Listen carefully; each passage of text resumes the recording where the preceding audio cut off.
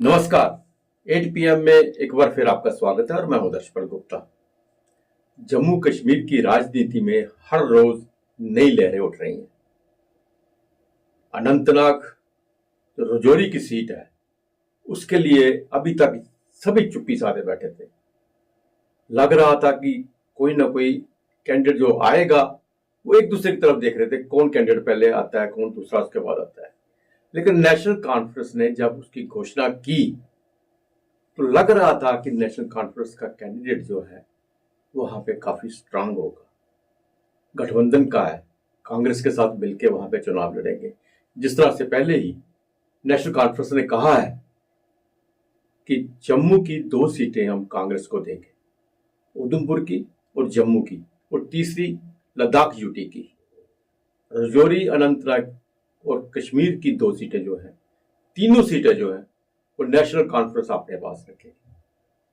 अभी तक भारतीय जनता पार्टी ने अपना कोई प्रत्याशी घोषित नहीं किया, लेकिन लग रहा था कि मुकाबला एक तरफा होगा। नेशनल कॉन्फ्रेंस जो है उनका कैंडिडेट स्ट्रांग होगा और कोई भी कैंडिडेट अब सामने नहीं आया। लेकिन अचानक राजनीति में पता नहीं चलता कि दिन को क्या हो रहा है, दोपहर को क्या हो रहा है, रात को क्या होगा। अचानक गुलाम नबी आजाद ने, उनकी पार्टी ने घोषणा कर दी कि रजौरी अनंतनाग सीट से गुलाम नबी आजाद चुनाव लड़ेंगे। और सबसे बड़ी बात यह है कि आज महबूबा मुफ्ती ने भी कह दिया, पीडीपी प्रमुख महबूबा मुफ्ती ने कहा कि पीडीपी कश्मीर की तीनों सीटों पर चुनाव लड़ेगी, जिसमें अनंतनाग और रजौरी की सीट भी है। इससे पहले खामोश थी, लेकिन बार बार उमर अब्दुल्ला जो है पीडीपी के ऊपर अटैक कर रहे थे। यही कह रहे थे कि वो नंबर 3 की पार्टी थी पिछले चुनावों में, उनका वजूद नहीं है, वो चुनाव नहीं लड़ेगी। उन गठबंधन में जो गुपकार गठबंधन था, ये सारे इकट्ठे थे और वहां पे फैसला हुआ था इनका, ये इकट्ठे मिलकर इलेक्शन लड़ेंगे। लेकिन महबूबा मुफ्ती ने कहा कि ये हमें अपने साथ मिल के चलते ही नहीं है। इन्होंने सीट बंटवारे के बारे में हमसे कोई बातचीत की ही नहीं है, उल्टा हमारे भी आरोप लगा रहे हैं, हमारे कार्यकर्ताओं पे आरोप लगा रहे हैं। तो अब हम कश्मीर की तीनों सीटों पर अपने उम्मीदवार उतारेंगे।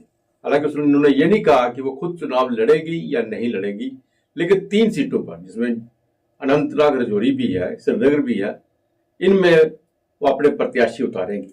और दूसरी तरफ डॉक्टर फारूक अब्दुल्ला जो है इस बार श्रीनगर से चुनाव नहीं लड़ेंगे, वहां से उमर अब्दुल्ला चुनाव लड़ सकते हैं।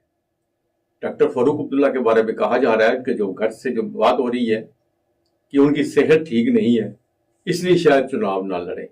हालांकि डॉक्टर फारूक अब्दुल्ला काफी एक्टिव हैं, आप देख रहे हैं कि पूरे देश के अंदर वो गठबंधन के साथ घूम रहे हैं, हर जगह जा रहे हैं। अभी हाल ही में दिल्ली में वो रामलीला ग्राउंड में भी उन्होंने भाषण दिया था, वहां भी खड़े थे। लेकिन बीच की बात क्या है वो भी सामने आ जाएगी। लेकिन अभी उन्होंने ये कहा है कि वे श्रीनगर से चुनाव नहीं लड़ रहे हैं, लेकिन उमर अब्दुल्ला शायद श्रीनगर से चुनाव लड़े। हालांकि उमर अब्दुल्ला ने बहुत पहले यही कहा था कि जब तक यहाँ का राज्य का दर्जा नहीं दिया जाएगा, यूटी खत्म नहीं होगी, वो चुनाव नहीं लड़ेंगे। लेकिन अब वह भी चुनाव लड़ने जा रहे हैं। तो आइए अब नजर डालते हैं आज के समाचारों पर। जम्मू कश्मीर के कठुआ में पुलिस की बदमाशों से भिड़ंत में एक पुलिसकर्मी शहीद हो गए और गैंगस्टर के ढेर होने की खबर है। पुलिस ने बताया कि मंगलवार रात करीब 10:35 पर कठुआ के सरकारी मेडिकल कॉलेज परिसर में पुलिस और गैंगस्टरों के बीच फायरिंग हुई। इसमें एक PSI दीपक शर्मा शहीद हो गए और एक गैंगस्टर की गोलीबारी में मौत हो गई। पुलिस टीम देर रात घटनास्थल पर मौजूद रही। जानकारी के मुताबिक पुलिस वाहन सवार बदमाशों का पीछा कर रही थी। तभी बदमाशों ने अपना वाहन GMC की तरफ मोड़ दिया और बचने के लिए फायरिंग शुरू कर दी। बदमाशों की ओर से की गई फायरिंग में PSI दीपक घायल हो गए, उनके सिर में गोली लगी। पुलिस की जवाबी कार्रवाई में एक गैंगस्टर भी मारा गया। उसकी पहचान रामगढ़ के वासुदेव उर्फ छुन्नू के रूप में हुई है। मुठभेड़ में एक अन्य पुलिसकर्मी भी घायल हुआ। इसके बाद बदमाश वहां से भाग निकले। उनकी तलाश में पुलिस ने गहन जांच अभियान चलाया। ऐसा है कि नारकोटिक्स और गैंगस्टरिज्म, इसके खिलाफ एक नए लेवल की फाइट जम्मू जोन की पुलिस ने पिछले दिनों में से ऑलरेडी शुरू करी थी। पुलिस के जो फील्ड ऑफिसर्स हैं जिला लेवल के और थाना लेवल के, ये सब पिछले, आपको याद होगा कि इस तरीके की एक इंसिडेंट हुई थी जहाँ पे ये आपस में रंजिश और रिवेंज किलिंग हुई थी। लास्ट वाला इंसिडेंट हैं, कितने दिन पहले वो हुई थी? 3 महीने पहले। तब से जो है एक एफर्ट थी कि इसके खिलाफ कोई एक मीनिंगफुल पर्पसफुल कार्रवाई की जाए जो पहले से ज़्यादा कठोर हो और ज़्यादा फलप्रद हो, पर्पसफुल हो। कुदरती बात है, तो पुलिस ने इनकी हिसाब किताब लेके इनके पीछे पड़ी हुई है। तो कल रात का जो इंसिडेंट हुआ वो बहुत ही अनफॉर्चुनेट है हमारे लिए। यंग ऑफिसर है और हमें इस चीज़ की अभी एहसास है कि दीपक, सब इंस्पेक्टर दीपक जो है, इसमें उसके साथी बताते हैं, उसके सीनियर अफसर्स बताते हैं कि चढ़ बढ़कर इसमें गैंगस्टरिज्म के ख़िलाफ़, नारकोटिक्स के ख़िलाफ़ उसमें एक अलग लेवल की जज्बा था, एक अलग लेवल की फ़ाइट करने की विल थी और एक एंथुजियाज़म थी। अब टीमें गई थी और खबर थी, खुफिया खबर थी कि वो उसी जगह पे आने वाला है। तो बताया जाता है कि उसके साथ भी कुछ साथी थे जो उनके हमराह होके आए थे। पुलिस को इस बात की खबर थी, तो इन्होंने उसको, ये बात में ज़रूर असेसमेंट में कहीं हम अपने लेवल पे इसको असेस कर रहे हैं कि इनकी एक हम कहेंगे कि एक जैसे पुलिस को देखकर, यूनिफॉर्म को देखकर, कानून को देखकर ऑर्डिनरी क्रिमिनल जो है आमने सामने नहीं होता है, पर लगता है कि इन लोगों की गैंगस्टर्स की और बाकी नारकोटिक्स की और इनकी अंदरूनी इस तरीके से एक नेक्सस बन गया है, उनकी हिम्मत पहले से ज़्यादा बढ़ी है और इसलिए इन्होंने वेपन भी रखते हैं और इसको इस्तेमाल करने के भी हिम्मत रखते हैं। आगामी लोकसभा चुनाव को लेकर जम्मू कश्मीर की सियासत में हर रोज नई लहरें उठ रही हैं। पीडीपी प्रमुख महबूबा मुफ्ती ने बुधवार को कहा कि उनकी पार्टी कश्मीर की तीनों सीटों पर उम्मीदवार उतारेगी। इसके लिए मंथन चल रहा है। 1 से 2 दिन में प्रत्याशियों के नाम की घोषणा की जाएगी। जम्मू संभाग की 2 सीटों को लेकर महबूबा ने कहा कि उन्होंने इसके बारे में अभी कुछ नहीं सोचा है। पीडीपी प्रमुख ने यह भी कहा कि नेशनल कॉन्फ्रेंस ने उन्हें कहीं का नहीं छोड़ा। ऐसे में अपने उम्मीदवार मैदान में उतारने के लिए वे मजबूर हैं।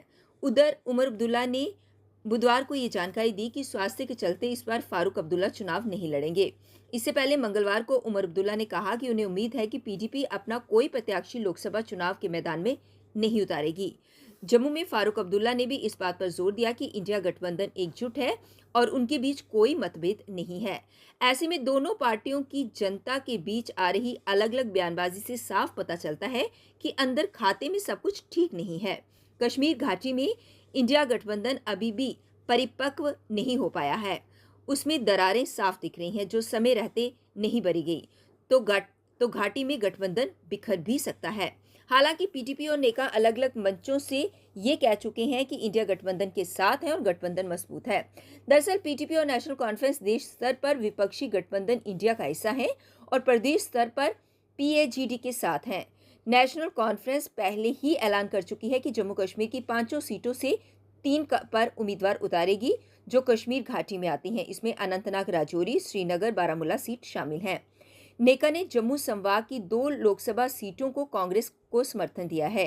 कांग्रेस ने जम्मू से रमन भल्ला और उधमपुर से चौधरी लाल सिंह को मैदान में उतारा है। मंगलवार को फारूक अब्दुल्ला रमन भल्ला के नामांकन के दौरान जम्मू पहुंचे थे।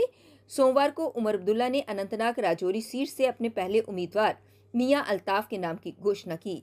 पीटीपी का कहना है कि नेका ने सीट बंटवारे के लिए उनसे चर्चा नहीं की गई। पार्टी के एक नेता ने कहा कि महबूबा मुफ्ती से चर्चा की गई होती तो वे इन सीटों को छोड़ सकती थीं। उधर महबूबा मुफ्ती ने खुद भी कह चुकी हैं कि वह अपनी पार्टी के वरिष्ठ नेताओं के साथ चर्चा पर लोकसभा चुनाव पर रणनीति को फाइनल करेंगी। लिहाजा बुधवार को उन्होंने साफ कर दिया कि कश्मीर की तीनों सीटों पर उम्मीदवार उतारने के लिए मंथन चल रहा है और नामों की घोषणा 1 से 2 दिन में की जाएगी। मतलब फैसला जिस वजह से किया, तो हम सोचते हैं लार्जर इंटरेस्ट में ऐसा ही होना चाहिए। चलिए, हम पार्लियामेंट में नहीं पहुंचेंगे, ये अगर पार्लियामेंट में पहुंच के बेहतर कारकर्दगी कर सकते हैं तो ठीक है। मगर आपने देखा जिस तरह से उमर साहब ने बाहर आके हमारे साथ बात किए बगैर, हमको एतमाद में लिए बगैर, जिस तरह उन्हें, और फैसला भी आप सब ने देखा कैसे सुनाया कि पीडीपी का वजूद ही नहीं है, पीडीपी सिचुएशन में नहीं है, महबूबा मुफ्ती चौथे नंबर पे आई। तो उससे क्या हुआ कि जो मेरा वर्कर है, आपका मालूम है पिछले 5 साल से बीजेपी ने मेरी पार्टी सारी तोड़ के रख दी, बड़े बड़े सारे लीडर निकाल। अब मेरे साथ कौन है? मेरा वर्कर, जो बेचारा फाका रह के जेब से पैसा खर्च करके मेरे जलसे जुलूस मीटिंग्स में आता है। तो उसको बहुत दचका लगा जब उसने उमर साहब के वो अल्फाज सुने, तो वो दिल बर्दाश्ता हो गया, उसको बहुत तकलीफ हो, उसका दिल टूट गया कि ये क्या कहा जा रहा है कि एक पीडीपी जिसकी 28 सीटें कुछ सालों के अंदर, जिसने नेशनल कॉन्फ्रेंस को का वजूद ही नहीं है। मेरे ख्याल में उस उमर साहब का वो बहुत सख्त था और उससे मेरा वर्कर जो है बहुत ही ज्यादा मायूस हो गया और तकलीफ भी हुई। तो आज मैं किस मुंह से जाके वर्कर को बोलूंगी कि उमर साहब कहते हैं जी पीडीपी को कैंडिडेट नहीं उठाना चाहिए, उनको हमें सपोर्ट करना चाहिए। तो ये क्या ये आसान है? जब आसान था तब तो इन लोगों ने किया नहीं, जब इनको ऐसा करना चाहिए था तब तो किया नहीं। और जब आप घर में किसी को बड़ा बनाते हो, मालिक बनाते हो, जज बनाते हो, तो जज का फर्ज बनता है वो जाती जो मफादात से ऊपर उठ के फैसला करे और इंसाफ का फैसला करे। तो मुझे लगता है मुझे आज आपके साथ ये बात इसलिए भी करनी पड़ी क्योंकि हर तरह से मेरे वर्कर फोन कर रहे हैं, बहुत मतलब वो मायूस हो गए हैं कि ये क्या हो रहा है, इन्होंने तो हमारी इतनी बेइज्जती की है तो हम क्या लड़ नहीं रहे हैं। तो इसलिए मैंने सोचा कि आप लोगों के साथ बात हो जाए, क्या उनको से ऊपर उठ के सोचेंगे। मैं तो कभी सोचती हूँ अगर मुफ्ती साहब यहाँ पर होते, उनका तो एटीट्यूड बिल्कुल डिफरेंट होता है। वो शायद ये कहते हैं कि हम कोई सीट नहीं लड़ेंगे, आप ही तीनों लड़ो, अगर इससे जम्मू कश्मीर की आवाज पार्लियामेंट तक पहुंच जाती। मगर मुझे अफसोस। प्रधानमंत्री कार्यालय में राज्य मंत्री एवं उधमपुर डोडा कठुआ से भाजपा उम्मीदवार डॉक्टर जितेंद्र सिंह ने आज डोडा के बुलंदपुर व उच्च पहाड़ी क्षेत्रों में विभिन्न चुनावी सभाओं को संबोधित किया, जहां पर उनका खुले दिल से स्वागत किया गया।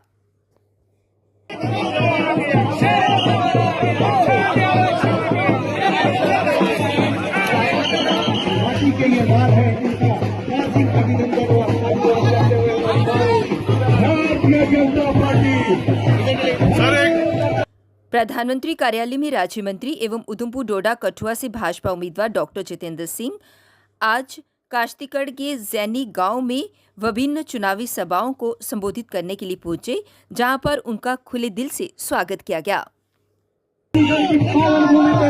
डॉक्टर जितेंद्र सिंह जी, भारत माता की, भारत माता की।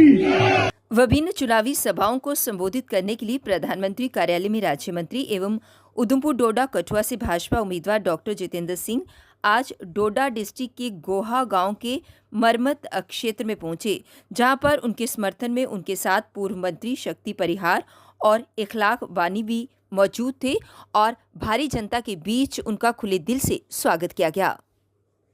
शिवसेना यूटी की जम्मू कश्मीर इकाई के अध्यक्ष मनीष साहनी ने कांग्रेस को समर्थन देने के लिए कुछ खास शर्तें रखी, जिन्हें उन्होंने प्रेस कॉन्फ्रेंस के माध्यम से साझा किया। तो पार्लियामेंट में उठाने का और उनको जो है राहत के लिए हर संभव प्रयास करने का, ताकि वो तमाम मांगे जो है आश्वासन दिया है कि जल्द से जल्द पूरा किया जाएगा। तो आप तमाम लोगों के माध्यम से हम जनता से जो है एक बार फिर शिवसेना अपील करती है कि अपने मतदान का प्रयोग जो है कांग्रेस नेताओं के हक के अंदर कीजिए और जम्मू कश्मीर के साथ छल करने वालों को, विश्वासघात करने वालों को जो है वो अपने मतदान के माध्यम से सबक सिखाएं। एफपीएस डीलर्स एसोसिएशन ने आज डायरेक्टर और सीए वेयरहाउस के खिलाफ अपनी मांगों को लेकर जोरदार प्रदर्शन किया। उन्होंने कहा कि उन्होंने अपनी कठिन परिश्रम के बाद सेंटर से जो उनका पेंडिंग शेयर था 2021-22 का, उसे रिलीज कराया था, लेकिन डिपार्टमेंट की नेग्लिजेंसी के कारण उनका वो जो पैसा था वो लैप्स हो गया, जिसके कारण उन्हें फिर से दिक्कतों का सामना करना पड़ रहा है। इसी बात को लेकर उन्होंने प्रदर्शन के माध्यम से अपनी बात रखी। डीलर है 4 साल से सफरिंग कर रहा है, उसकी भी घर का गुजारा, बच्चों की फीसें हैं और कई हिसाब किताब कैसे चल रहे, घर का गुजारा कैसे चले। फ्री में तो कोई काम करता नहीं, क्योंकि अगर हम काम कर रहे हैं तो किस लिए काम करें, जो हमारी कमीशन पेंडिंग है 4 साल से जो पेंडिंग रखी गई थी, उसके लिए जब तक हमें रिलीज नहीं होती, क्यों नहीं रिलीज हो रही, क्या है। मैं ऑल एडमिनिस्ट्रेशन से यही डिपार्टमेंट कर्नल जी साहब से भी यही कहना चाहता हूँ और चीफ सेक्रेटरी साहब को भी यही कहना चाहता हूँ और हमारे जो कमीशन सेक्रेटरी साहब हैं, क्योंकि इसको 2-4 दिन के अंदर अंदर रिलीज किया जाए ताकि जो डीलर है काम कर सके, नहीं तो डीलर काम नहीं कर सकता। डीलर जब तक कमीशन सेंटर शेयर नहीं मिलता तब तक बंद। जय हिंद, जय भारत। कल 8 बजे फिर आपसे भेंट होगी, तब तक इजाजत दीजिए। नमस्कार।